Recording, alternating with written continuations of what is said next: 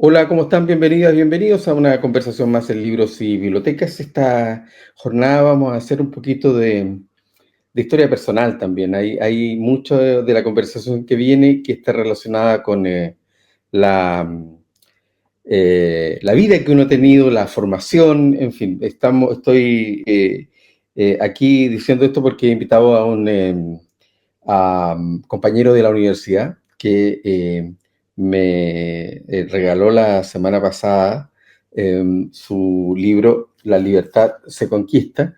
Es una reedición, vamos a hablar de este libro, pero también vamos a hablar de lo que Fabián Almonacid está haciendo en la academia y también en los libros.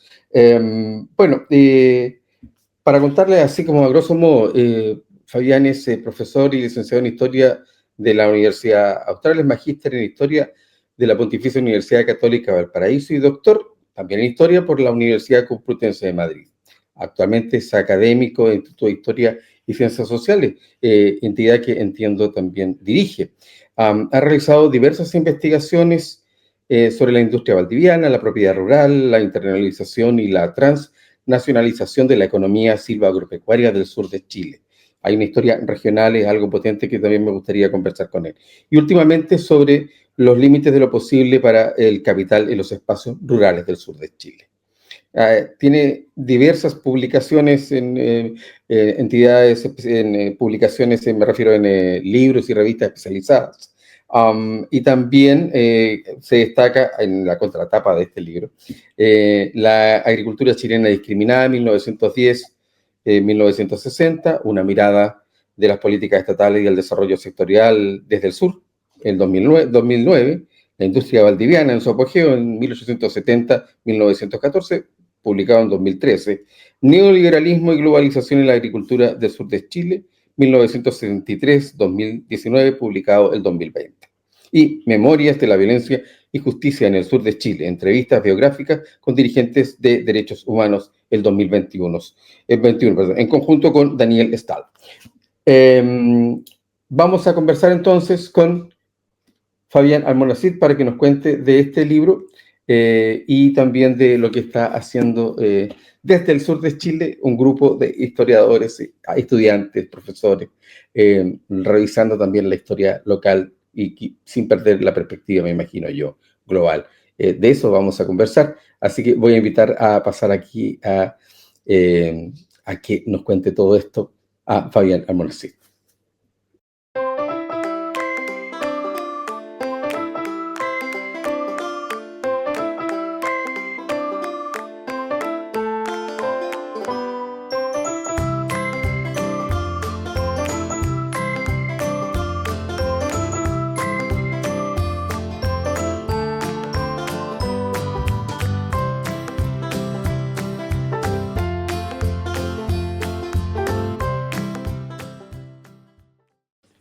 Hola Fabián, ¿cómo estás? Hola, buenos días. Gracias por la invitación y la presentación. Está muy bien. Eh, Así que bueno, disponible aquí para conversar de ese libro y de historia y del sur de Chile, en fin. Y de la Digamos, historia de nuestra universidad también. también, pues. Digamos, primero que nada, que nosotros tuvimos una conversación la semana pasada, fue un poco breve para todo lo que teníamos que contarnos, pero eso sirvió mucho para poder preparar esta conversación y entusiasmar también los temas que vamos a abordar. Fabián, mira, yo te voy a... Recuerdo las clases que tuvimos de historia. Nosotros tuvimos, yo diría, un gran mentor, ¿ah?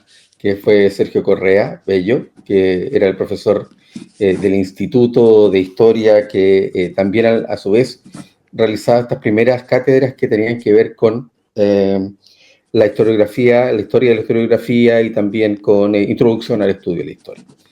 Hay una divagación filosófica profunda a partir de esas clases, ¿no? Y una de las cosas que siempre me llamó la atención y que la contrasto ahora con tu experiencia académica y con tus investigaciones, es que él, no sé si menospreciaba, pero no valoraba lo suficiente todo lo que significaba esta historia del tiempo presente, o su formación era más bien clásica, que tenía que ver con, recuerdo que recogía mucho de la escuela de los anales, pero era una formación la de él que miraba más hacia la historia en el largo tiempo y ganando, entre comillas, perspectiva histórica. Y tú estás trabajando con historia reciente, por decirlo de alguna forma. ¿Qué pasó entre medio? Oye, buena pregunta, quizás difícil de responder en breve, pero yo creo que uno nunca se aleja mucho de la formación de pregrado y de los profesores que lo influyeron. Y en este caso tú mencionas al profesor Sergio Correa Bello, que es gran historiador colonial chileno, discípulo de Néstor Mesa, contemporáneo de Sergio Villalobos, una generación de historiadores chilenos que sin duda marca la historiografía chilena y la formación de profesores de historia en Chile, porque don Sergio fue profesor en la Chile, en Claro. Concepción, en Biobío, en la Universidad del Biobío y en la Austral. Y por lo tanto hay yo diría que es fácil, 400 o 500 titulados de historia. Yo alguna vez saqué la cuenta de cuántos estudiantes habían existido en el periodo en que don Sergio hizo clase, eh, porque me tocó reorganizar la carrera de historia en el 2007 y había que tener referencia a la historia previa y habíamos incluido los dos que estamos acá, cerca de 400 titulados y lo interesante es que más de la mitad de ellos se desempeñaba en ámbitos no eh, de liceo, no en la educación formal, sino que en la política, la administración pública, en municipios, etcétera. Entonces, algo había en esa formación que nos permitía movernos en ámbitos muy diferentes. Entonces, y ahí yo creo que don Sergio tenía mucha influencia. Yo diría que en particular, yo esto lo he pensado, por supuesto, Ujú. dicen que todo discípulo tiene que matar a su maestro y yo me alejé un poco de don Sergio. Yo partí mi memoria, porque ni siquiera cuando estudiábamos pedagogía hacíamos tesis, yo hice tesis y licenciatura en historia, Ujú. pero la suerte de memoria que hacíamos para terminar la pedagogía fue el régimen de intendencia del siglo XVIII, Sí, no, sí. con don Sergio Correa. Y después mi tesis de licenciatura con él también fue sobre la confiscación de propiedad en el gobierno de O'Higgins. Y ahí comencé mi incursión en lo que podríamos llamar historia económica. Cómo la construcción de la República en Chile se había hecho expropiando las propiedades de todos los que eran disidentes, en este caso los españoles, el Claro. comercio especialmente, y cuál había sido el destino de esas tierras, de esas propiedades, básicamente eran capital y tierra. Bueno, como tú recordaste, don Sergio nos enseñó yo diría fundamentalmente a pensar la historia, que es una Mm. cuestión tan importante y que yo creo que sigue vigente a pesar de los cambios. Eh, yo creo que de lo que yo más, digamos, atesoro de su formación es esa simpleza que de algún modo buscaba desarrollar una síntesis, podríamos decir, respecto a la reflexión histórica, de concentrarse en los elementos centrales de aquello que uno está estudiando. Don Sergio no, yo creía que rechazaba la descripción, la historia positivista, a pesar de que tenía una formación Sí, muy, sí. muy clásica, Ujú. pero Es no le verdad eso, sí. interesaba la memoria, digamos, la memoria como la Mm. repetición de eventos, Sí, sí. le molestaba mucho. Cuando uno daba Mm. respuestas en sus pruebas en esa línea, le iba muy mal. Él quería que uno pensara en el fondo. Y por último, si la reflexión no era, Aunque se equivocara, claro, claro. exacto, aunque la reflexión no fuera acertada, él valoraba eso y te ponía una buena Sí, calificación si tú eras capaz sí. de ir más allá de la pregunta y buscar algún trasfondo. Entonces, eh, claro, eso lo hicimos con él en Historia de la Historiografía, como tú lo señalas, revisando los grandes historiadores, partimos leyendo la Mm. Biblia, recuerdo, y terminábamos con los grandes clásicos griegos, romanos y hasta llegar eh, no sé hasta Es qué momento verdad. llegaba, siglo XIX, puede ser. Bueno, claro, don Sergio nunca hizo la historia que yo hice, digamos, él se quedó en la historia Mm. colonial, la historia republicana, quizás siglo XIX, XX. Nunca me manifestó un reparo respecto a estudiar tiempos más recientes, pero claramente él era de un tiempo en que la historia se acababa a principios del siglo XX prácticamente. Así es, Entonces, esa claro, fue la formación por lo efectivamente. demás que tuvimos todos los que estudiamos historia Así es. más allá de 20 o 30 años, digamos, y eso lo pueden decir muchos profesores de historia de distintas universidades. Nosotros Así terminamos es. nuestras clases de historia de Chile, no sé, en la Constitución del 25 y quizá un poco más. Bueno, convengamos también que los programas de educación, nosotros estudiamos dictadura, también llegaban hasta, con suerte, no sé, hasta 1950. ¿Ah? Sí, sí, Entonces no había mucho más allá que, había como, claro. claro, era negar todo eso. Oye, Fabián, mira, No, y yo quería agregar Darío, lo último sí, dale, respecto a la dale, dale. enseñanza de don Sergio, digamos. Por muy clásica que fue y colonialista, positivista, podríamos decir en algunos aspectos, la reflexión histórica, el pensamiento histórico, el desarrollo de ese aspecto tan importante de un profesor y de un historiador sigue vigente, digamos. Ahí yo creo que la formación clásica de don Sergio es fundamental. Y tenía otro aporte que con el tiempo yo he ido valorando, que él era muy apegado al filósofo e historiador italiano Benedetto Croce. Sí, claro. Y Benedetto Croce, de hecho, guardo algunos libros que cuando él estuvo acá y se fue, me vendió algunos libros. Yo seleccioné de su biblioteca algunos de Benedetto Croce que dicen Sergio Correa todavía. Bueno, y Benedetto Croce tenía una expresión a propósito de la historia de los tiempos más recientes, y él hablaba de la particularidad de la contemporaneidad, decía, de lo no contemporáneo. O sea, en el tiempo presente, decía Benedetto Croce, conviven los tiempos presentes y pasados más antiguos, digamos. Por ejemplo, si hablamos del sur de Chile, la ocupación de la Araucanía por el ejército chileno a fines del siglo XIX y la forma bélica en la que lo hizo y el despojo de las comunidades indígenas, etcétera, eso es pasado, digamos, ocurrió hace siglos, desde el presente, pero sin embargo hoy día sigue Ajá, ok. actual, es decir, sigue siendo un fenómeno contemporáneo. Y eso lo decía Benedetto Croce.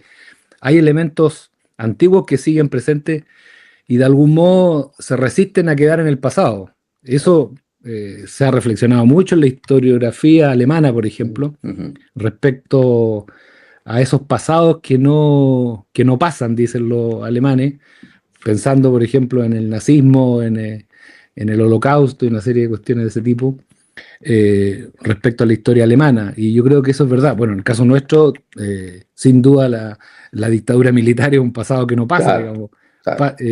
Transcurre el tiempo y seguimos discutiendo Así sobre es, lo que ocurrió allí, digamos. Entonces, así es. y ese era Benedetto Croce, que era como el maestro, digamos, literario de don Sergio Correa. Y eso queda y te influye. Ahora, por supuesto, todo discípulo hace sus caminos propios y yo después de la época colonial me pasé al 19, al 20 y ahora estoy estudiando, como tú lo decías, el 21.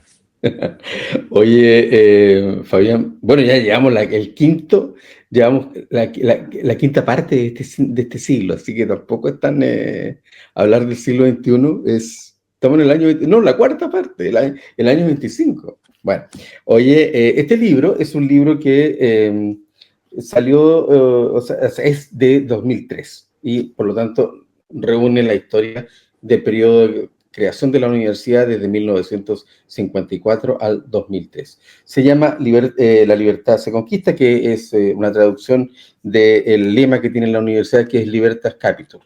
Y que tú también explicas de una forma que en realidad a mí me sirvió mucho para entender muchas cosas. Pero además de eso, este es un libro que fue considerado por la editorial, la colección Patrimonio Institucional de las ediciones de la universidad, para poder rescatarlo, porque era un libro que estaba ya fuera digamos, fue reeditado, y para guardar, digamos, todo lo que está contenido acá en torno a la historia de la universidad. Hay material gráfico, hay distintos tipos de datos bien interesantes, pero además de eso es una reflexión sobre el rol de la universidad en la segunda mitad del siglo XX. Entonces, es un libro que, como tú me decías, es aparentemente también una especie de excusa para hablar de aquello, de lo último, digamos, del rol de las universidades y del peso de las universidades en la historia de Chile. Sí, bueno, no sé si el autor es el que tiene que hablar de su obra, siempre es complicado eso. Yo soy de aquellos que piensan que los libros son como hijos, ¿cierto? Y una vez que ya existen, se tienen que defender solitos por la vida y yo creo que ese libro ha sido capaz de defenderse solo bien, digamos. Ya, muy Fue bien. publicado para los 50 años de la universidad con el título de Historia de la Universidad Austral. Lo publicó con la asociación con Ediciones LOM, pero se sacó un tiraje limitado que se agotó rápidamente. Y después, bueno, la editorial Universidad Austral decidió hacer esta reedición. Hubo varias tentativas no de la editorial, sino que de gente de la universidad, autoridades, de que yo llevara un poco la historia hasta la época más reciente, es decir, que escribiera sobre los últimos 20 años. Tú sabes que eso no es fácil, pareciera que llegar y sentarse a escribir, pero ese libro, por ejemplo, nos tomamos, no sé, unos buenos 3 o 4 años en hacerlo, porque había que hacer investigación de archivo, no había nada. Las universidades en general no tienen buenas historias, a Mm. pesar de ser instituciones tan importantes, con un tanto impacto social, histórico. No hay buenas historias universitarias, Sí. Y se ha escrito no hay poco buenos sobre la centros. historia de la universidad también, en general. ¿Cómo? Se ha escrito poco sobre la historia de la universidad en Chile, en general. Sí, sí, hay poco, hay cosas Mm. buenas, pero poco. Sí. Entonces hay esfuerzos, por supuesto, en las grandes universidades, la Chile, la Católica, Concepción tiene algo, incluso yo diría que posterior a lo que hicimos nosotros, la UFRO había hecho algo, el profesor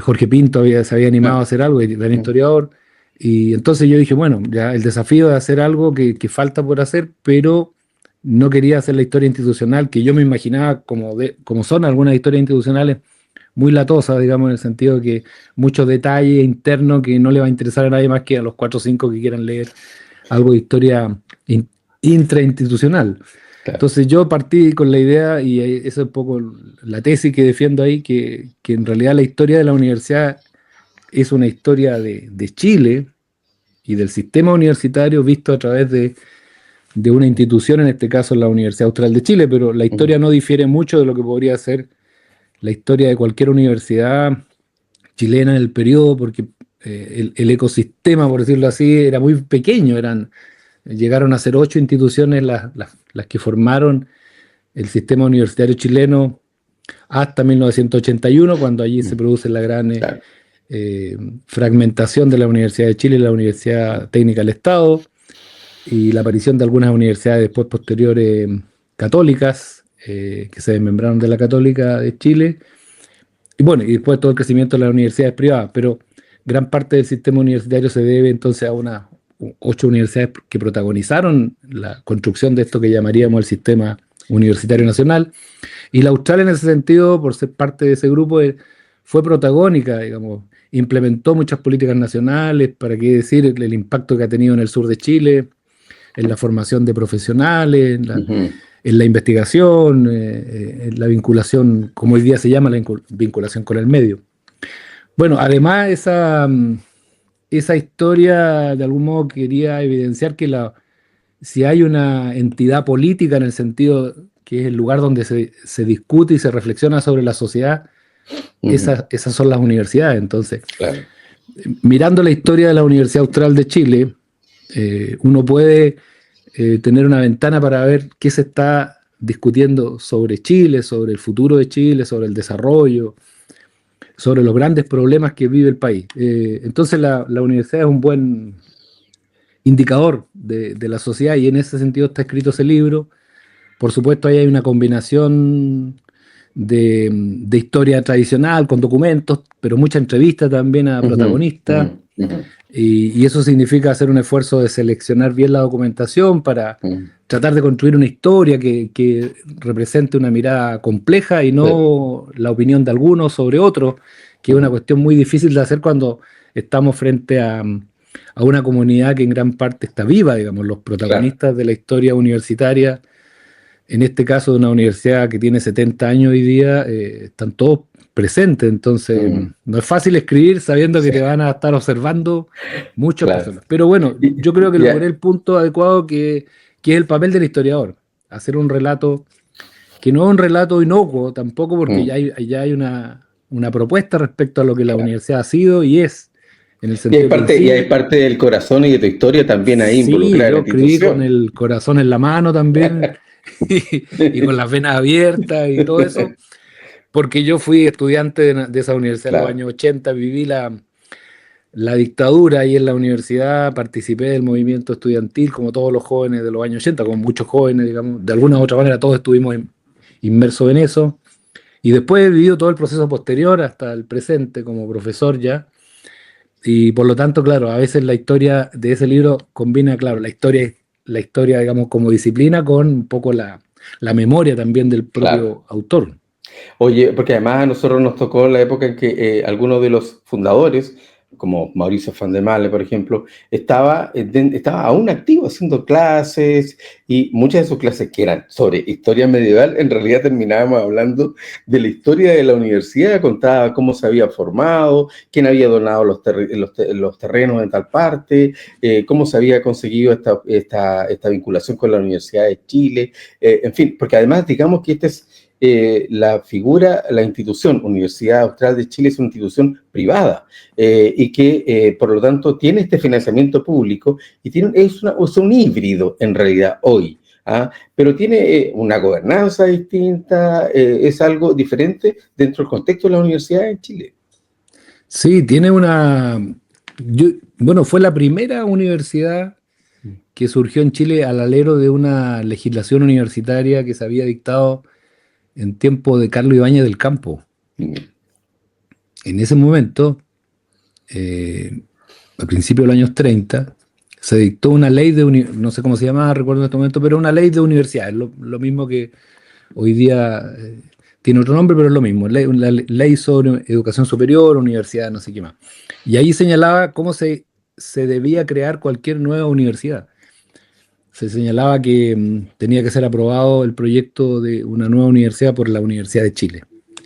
Sin embargo, de los años 30 en adelante nunca surgió ninguna universidad, porque si tú revisas cuándo surgieron las 8 universidades tradicionales, las más nuevas eran la Concepción, la Católica de Valparaíso, la Santa María, que eran de la década del 10 y del 20, digamos, por ahí. De tal manera que de los años 30, 40, 50 no hubo ninguna universidad hasta que aparece este proyecto en Valdivia, inspirado en las escuelas de verano que comenzó a hacer la Universidad de Chile. Ah, Comenzó a salir a regiones y a llevar escuelas de verano. Bueno, en Valdivia después, creo que en la segunda escuela de verano se abrió el apetito y dijeron, bueno, sí, ¿por qué solo tener universidad en el verano? claro. Tengamos una universidad.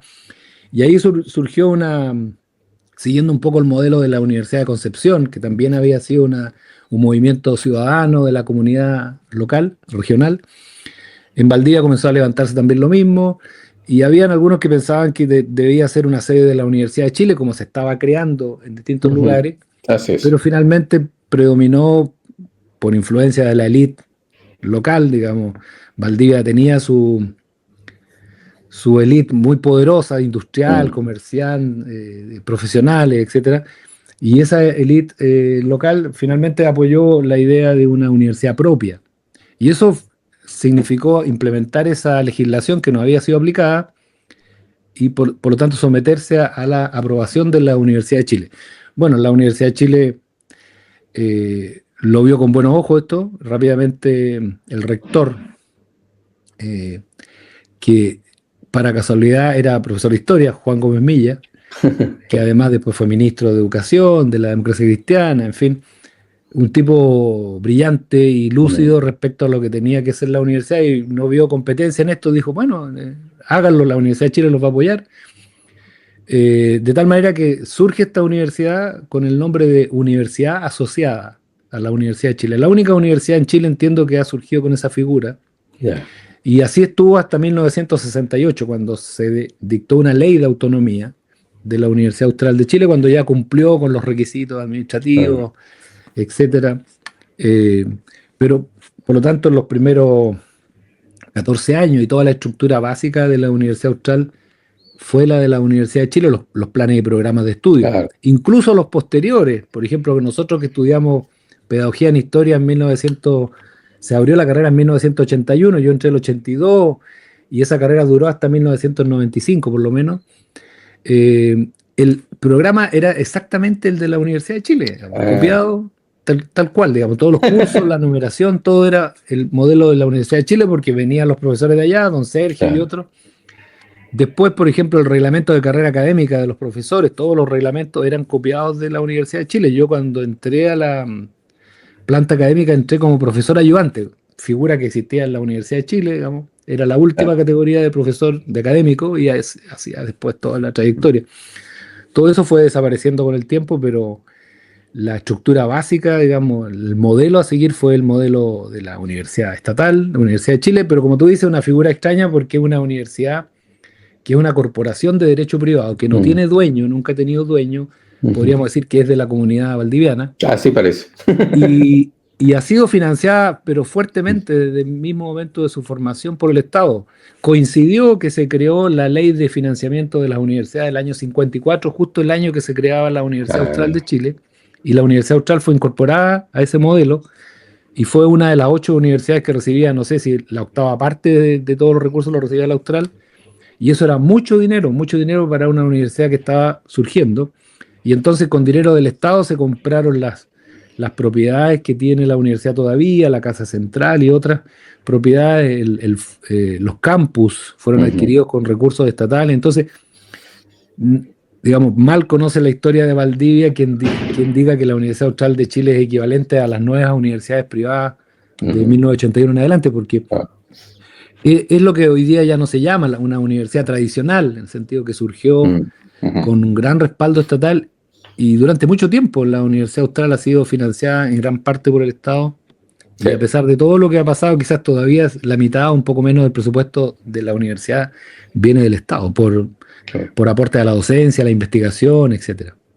Oye, Fabián, mira, en realidad daría como para hablar una muy buena jornada sobre esto, porque también se cruzan nuestras historias personales con lo que significa la historia de la universidad. ¿Ah?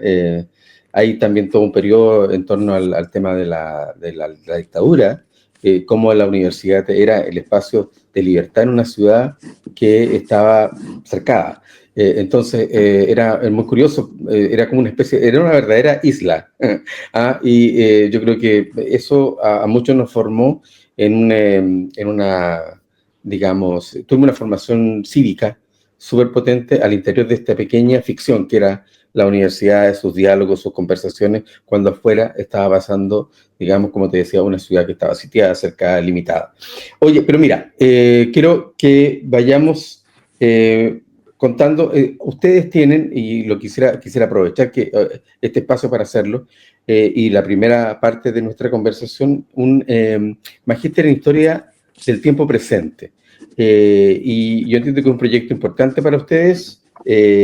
Y cuéntanos de qué se trata para que invitemos a las personas, porque yo creo que esta conversación puede ser un buen incentivo para muchos de los que están intentando especializar su estudio en historia, quizás con esa instancia de formación. Ya, muchas gracias, que bueno que lo hayas mencionado.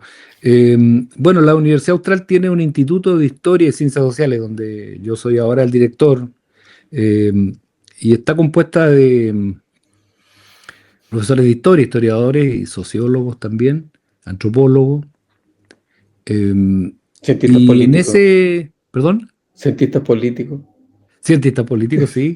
En ese grupo académico surgió la idea de hacer un posgrado, después de que digamos, se recompuso el área de historia que había sido golpeada, porque previamente, a propósito de historia universitaria, el año 95 hubo una intervención muy fuerte en Mm, la facultad nuestra, se cerraron 10 carreras de pedagogía en el tiempo del rector Manfred Max Neff.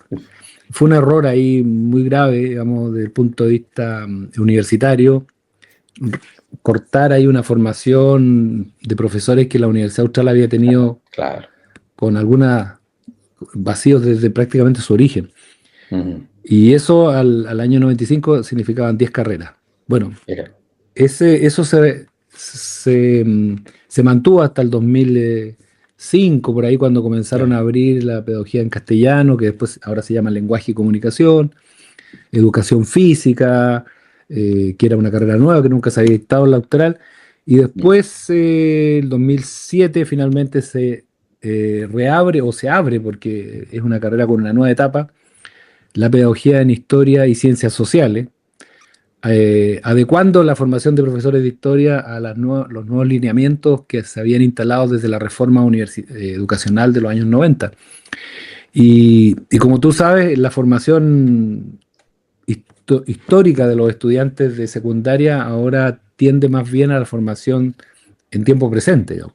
A una reflexión sobre la sociedad contemporánea, sobre el Chile actual, el Chile republicano, principalmente. Y hay menos tiempo dedicado a la historia antigua, a la historia medieval, la historia incluso moderna, pero hay un énfasis en la historia contemporánea. Eso también obviamente impactó en el currículo de la formación de profesores que nosotros comenzamos a ofrecer, y por lo tanto comenzaron a incorporarse al instituto muchos colegas con formación en historia contemporánea, historia reciente. Y bueno, una cosa llevó a la otra. Después, cuando ya habríamos, no sé, 7, 8, 9 profesores que trabajábamos temas de siglo XX, XXI, historias políticas, historia social, historia económica, finalmente nos animamos a hacer este programa del 2016, si mal no recuerdo. Y desde allí existe hasta la actualidad. Es un programa que ha tenido buen éxito, digamos, ha tenido muy buena acogida. Se plantea como un estudio interdisciplinario de la historia del tiempo presente. Por lo tanto, allí en ese programa confluyen historiadores, sociólogos, antropólogos, cientistas políticos, y se pretende entonces, es un programa con un perfil académico, formar investigadores que vayan a hacerse cargo de esta temática no tan nueva, pero poco desarrollada en Chile, como es la historia del tiempo presente.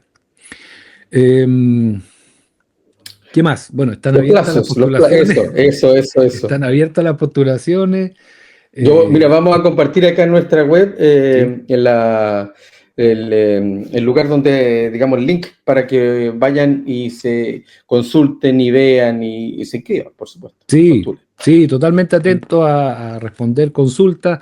Importante que a partir del año 2026 el programa se va a ofrecer de forma semipresencial. Muy Hasta importante. 2025, este año, se ha ofrecido solo presencial, con clases los días intensivas, los días viernes, eh, de tal manera de permitir que haya una dedicación Claro. a medio tiempo y que personas que trabajan puedan realizar el programa.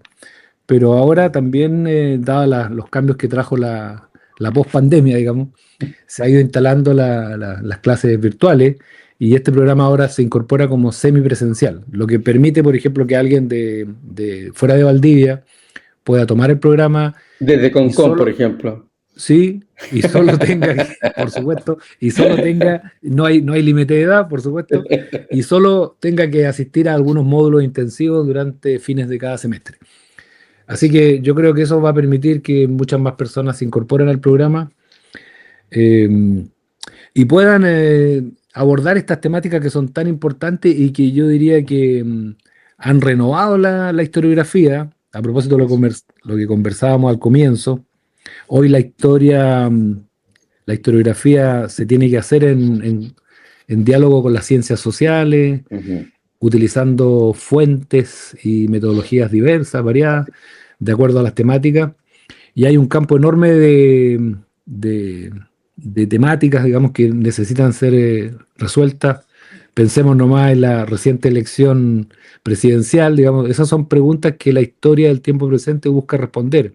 En el caso mío, que yo me dedico a la historia económica, las preocupaciones van más bien por el lado del capitalismo, cómo se organiza el trabajo, cómo se organiza los medios de producción, la relación con la naturaleza, la crisis ecológica, etcétera. Son todas cuestiones muy actuales y que la historiografía está abordando desde una perspectiva histórica e interdisciplinaria, como he dicho. Muy bien. Bueno, ahí está hecha la invitación. Te quiero agradecer que te has dado un tiempo, un día sábado en la mañana para conversar con nosotros. Esperemos que las personas busquen el libro, porque estamos diciendo, además de eso, que es una oportunidad para poder conocer más sobre la realidad de la universidad en Chile. Es algo muy interesante para entender muchas cosas, el proceso de formación de una élite, básicamente. Eso es conocer las universidades, entender cómo se forma la élite en Chile. Ya sea, digamos, desde esta perspectiva del siglo XX o lo que está ocurriendo desde la incursión de las universidades privadas en la década del 80. Así que muchas gracias, Fabián. Estás invitado a cualquier otra conversación que podamos hacer y a tu disposición. Bueno, gracias a ti por la invitación y felicitaciones por este espacio que me parece muy importante para promover los libros, la lectura y la inquietud, digamos, por conocer. Muchas gracias a ti. Nos vemos. Chao.